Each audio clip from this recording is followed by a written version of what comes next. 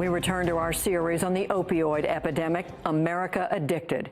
In a moment, William Brangham looks at how federal law enforcement was undermined when it came to stopping shipments of the drugs. Let's begin with a report from the Southwest. While states nationwide have been scrambling to tackle the crisis, New Mexico has been hard at work with an aggressive response for years. And yet its death rate from overdoses remains stubbornly high.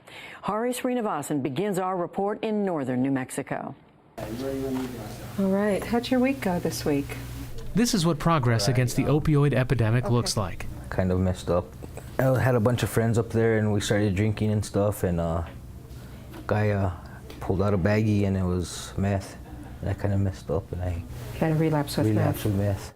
It's the latest relapse for Anthony Ocaña. His doctor, Gina Perez-Barron at Las Clínicas del Norte, had already discovered it during a routine drug screen. I'm glad you told me. Not happy, but glad you told me. Then the surprise. Anthony's drug of choice is heroin. Did they have heroin? Did they have? They did. No kidding. And you didn't use. All right. A small success here in Rio Arriba County against a staggering problem that Perez-Barron says can only be won with 1 million small successes. Yes, I may have relapsed, but this time I didn't do heroin, right? You know, or if I did heroin, I didn't inject it, you know. Those are all small recoveries. Those are all small victories. The opioid epidemic struck this corner of New Mexico more than a decade before the rest of the nation, for reasons that aren't entirely clear. Lieutenant Billy Merrifield of the Sheriff's Office. It's hard to say what actually fuels it, other than it's such, I mean, this drug is just, once they use it once, it's like it takes control of them. Some blame poverty and high unemployment. Others, an aggressive overprescription of legal pills in the area. Others still, the normalization of illegal drug use, so widespread now that multiple generations often use together. Regardless, you can see the fallout almost everywhere, needles scattered throughout the countryside. We could probably drive along this whole roadway and we're going to find them, you know. And overdose rates 5 times the rest of the country. But this has also meant that New Mexico got a big head start on nearly every evidence-based strategy now being rolled out elsewhere. That includes widespread harm reduction and needle exchange programs that are still extremely limited in many states. You can just throw those right in here, okay, as long as the lids are tight. There's a residential treatment center in a county facility on the banks of the Rio Grande. And in the outpatient clinic where Perez-Barron works, there are even trauma-based group therapy sessions for low-income Medicaid patients, designed to get at the underlying emotional wounds that often fuel addictions. I was molested when I was young, you know, and I think that's what happened. I don't have a single patient where trauma does not play a part in their addiction. What addiction is really an effort to avoid pain. Losing my son, it's taken a lot out of me. I've relapsed over and over since it. After more than a decade, these interventions have started paying off, says Lauren Reichel, the county's Health and Human Services Director. Overdose death rates fell here in 2015. We brought it down by 30%, which I consider significant. And then it looks like in 2016 we've held steady. And so that's at a time when everybody else has been increasing. At the state level, even bigger moves. As early as 2001, New Mexico became the first state to increase access to the overdose reversal drug naloxone, now in widespread use. It reverses the heroin you just injected. New Mexico is now a leader in training some at-risk populations on how to reverse an overdose, like inmates preparing to leave Albuquerque's Metropolitan Detention Center. What I am hoping for is that even just one of you guys can reverse somebody to give that one person a chance to rethink what they're doing to their lives, what they're doing to themselves, what they're doing to their families. And in Albuquerque Public Schools, one of the largest school districts in the United States, there's early opioid education, like this lesson by a substance abuse prevention counselor in a 7th grade health class. So remember, opioids come in our painkillers and they come in heroin. So look at the difference in this brain. Despite all those efforts and the gains in hard-hit Rio Arriba County, the number of overdose deaths statewide is still staggeringly high, around 500 per year, or 25 deaths per 100,000 residents. The national average is 16 overdose deaths per 100,000. Many of those bodies show up here on a cold metal table.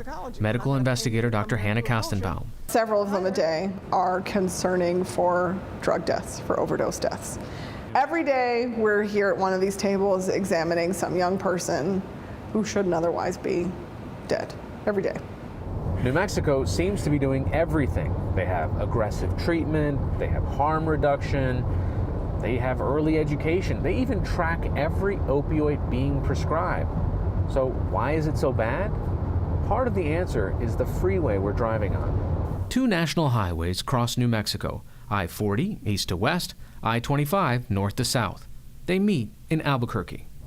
We're jumping on here onto I-40 westbound. This road is literally the pipeline of America.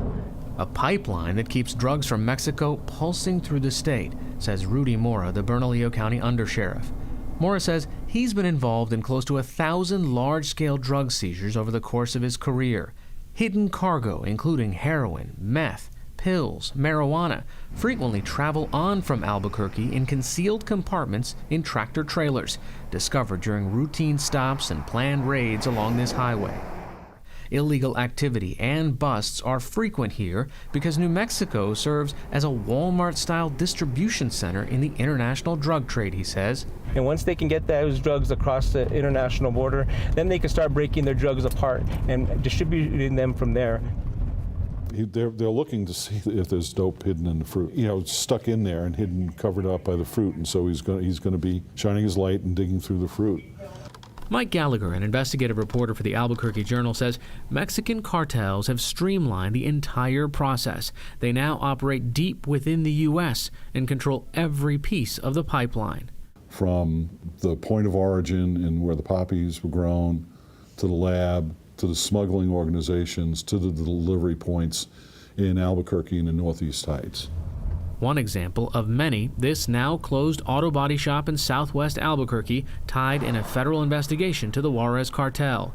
In an auto body shop in Mexico, they'd open vehicles up, create secret compartments, and stash drugs inside to get it across the border. Then they'd come to an auto body shop here in Albuquerque, where those vehicles would be opened up, the drugs would be taken out, money would be put back in, and then the vehicles would go back across. But the drugs, Gallagher says, continue on. Oklahoma City, Tulsa, St. Louis, Memphis, Atlanta, Charleston, into New Jersey, Ohio, and as far north as Massachusetts. The Mexican criminal organizations understand that some of their loads are going to be seized. That's a cost of doing business to them. Will Glassby is a special agent in charge with the Drug Enforcement Administration. Until recently, he oversaw the El Paso division, which includes New Mexico.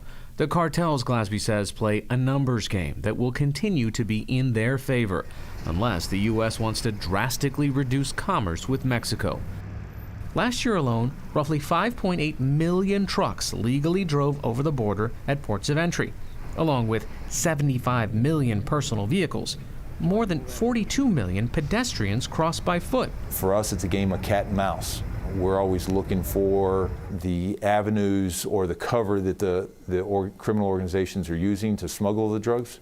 Once we find that, then we focus on that until the traffickers move to something else. Confiscated drugs from the nearby border crossings are stored in a drug vault near Glassby's old office. Tens of thousands of pounds often line the shelves. But no matter how much is seized, Glassby says, it's just a small fraction of what flows in, a sign of a bigger problem. They've realized that they've got this huge market here in the United States, so they've ramped up production of heroin and really flooded the streets of the United States with this deadly poison. It just blocks the pain, is what it does, numbs it. Back in Rio Arriba County, stories like Eutimia Sanchez's help explain why the national opioid epidemic has been so hard to beat back. In recent years, she turned to pills and cocaine to block her pain.